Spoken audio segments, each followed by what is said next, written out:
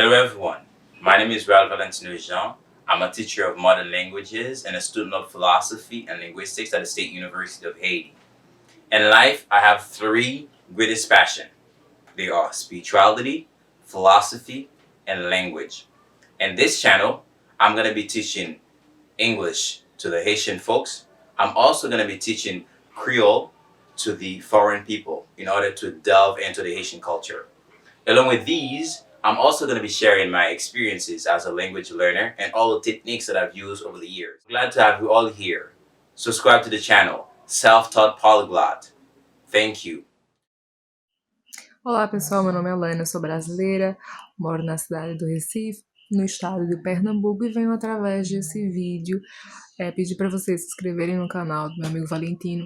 Ele está começando agora o canal e vai trazer bastante temas relacionados à sua cultura, né? Ele é haitiano, e aí ele vai ensinar para vocês um pouco do crioulo, do francês, né, a língua principal, e também do inglês. Então você que está interessado a aprender inglês, certo? Ele fala muito bem inglês e vai ensinar para você.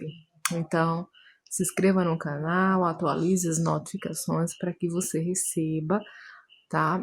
Vídeos novos que ele vai gravar, começar a gravar a partir de agora. Então, fique atualizado no canal,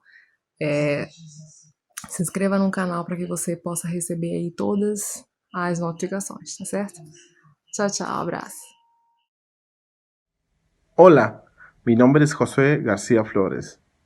Yo soy de México. Recibe saludos. Espero que te guste este canal y te suscribas para que tengas la ayuda necesaria en el idioma que estás aprendiendo. Hasta pronto.